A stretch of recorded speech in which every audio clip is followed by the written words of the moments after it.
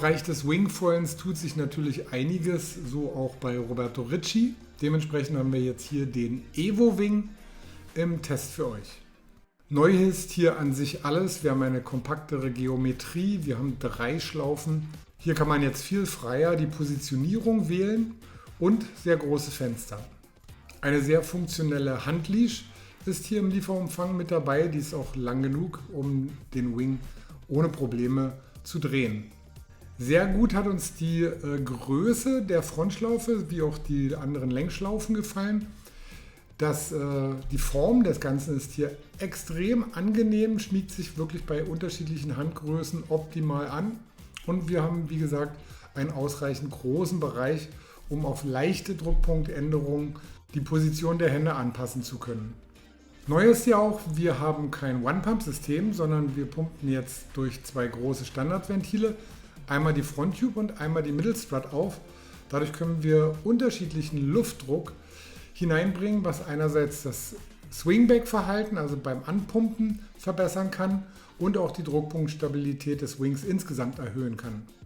Interessant ist auch hier, wie das gesamte Profil aufgebaut ist und das Gerüst des Wings ausgelegt ist.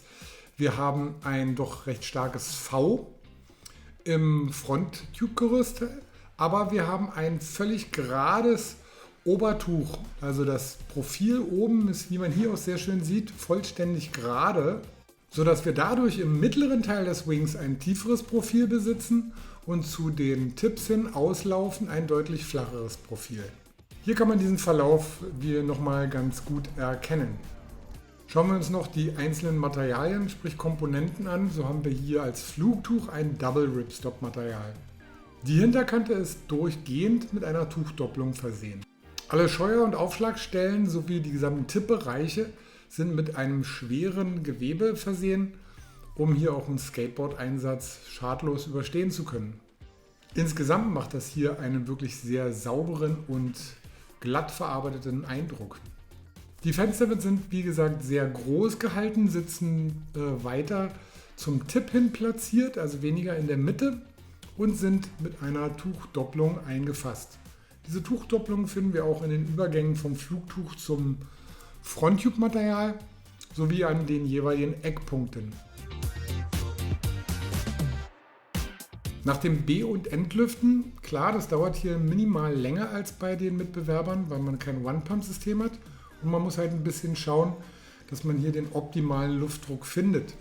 Ist das vollzogen, haben wir sofort einen wirklich sich leicht anfühlenden Wing, der sehr schnell angeströmt wird, auch hier einen gleichmäßigen, guten Lift erzeugt, sodass auch das Aufstehen leicht fällt und auch mit dem richtigen Luftdruck einen schönen Swingback besitzt, dass er aktiv sowie auch passiv früh losgeht.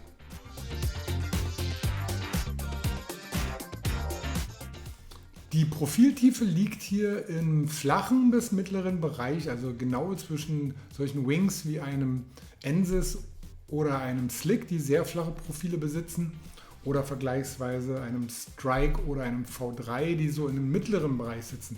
Hier liegt halt der EVO Wing von Roberto Ricci genau in der Mitte. Das erlaubt ihm einfach ein gutes, schnelles Beschleunigen und man erreicht sehr schnell eine hohe Geschwindigkeit, damit viel Leistung freigesetzt werden kann. Zudem ist dieses Profil so optimal geeignet für den Armwindkurs, dass hier wirklich im Verhältnis sehr gute Leistungen auf dem Armwindkurs vergleichsweise möglich sind. Also es ist deutlich besser als bei einem Strike zum Beispiel. Allerdings muss man hier genau den Punkt, bevor der Wingback schlägt, auch sauber führen.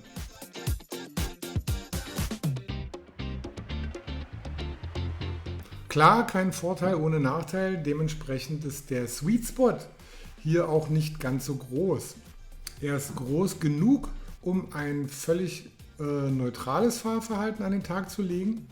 Allerdings halt ist das Führen wirklich essentiell. Also es ist nicht unbedingt ein Einsteiger-Wing, der macht naturgemäß insgesamt doch viele Bewegungen von der hinteren Hand, vom Dichtholen oder Vieren des Wings. Der schon geübt ist mit einem bisschen feinen Händchen, der kann genau den Punkt halten und schafft hier immer eine saubere Anströmung des Profils.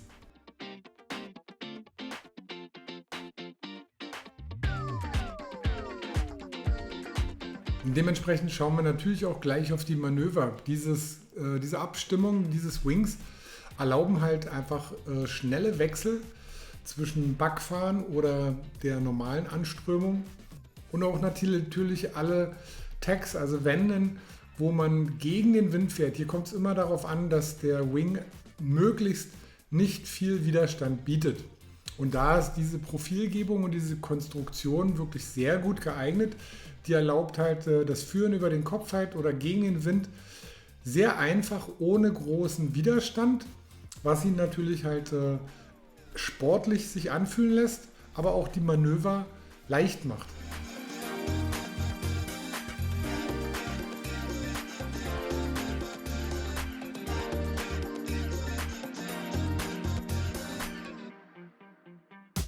Beim Mitschweben in der Welle zeigt der EVO Wing, wie schön er Tip-to-Tip ausbalanciert ist und wie einfach das gesamte Handling auch in der Welle mit kleinen Spielereien fällt, wenn man von diesem Profil hier so ein Konzept wählt. Das funktioniert insgesamt halt wirklich schön ausgewogen und stressfrei. Man kann auch mal in den Wing hineinfahren, ohne dass die Hinterkante gleich stark absinkt. Das ist hier leicht und einfach zu führen. Dabei eignet sich die Positionierung beim Halten der Frontschlaufe natürlich sehr gut. Man kann allerdings auch die vordere Lenkschlaufe benutzen, um den Wing halt mitzuführen und auch ein klein wenig mitzulenken. Das ist ein probates Mittel. Wenn man jetzt stark auf den Wing zufährt, kann man ihn dadurch halt natürlich leichter hochhalten. Insgesamt gehört er in diesem Bereich zu den definitiv spielerischsten und am leichtesten sich anfühlenden Wings am Markt.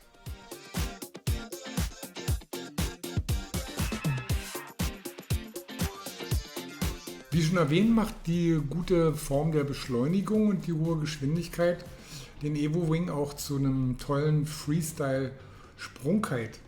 Was auffällt, ist die Geometrie. Hier können die stark abgeknickten Tips natürlich sich nicht so leicht festhängen und selbst wenn man sich mal festhängt, bekommt man den Wing auch schneller wieder frei. So wie wir es hier bei dem einen oder anderen Bild von den Profis von Roberto Ricci sehen.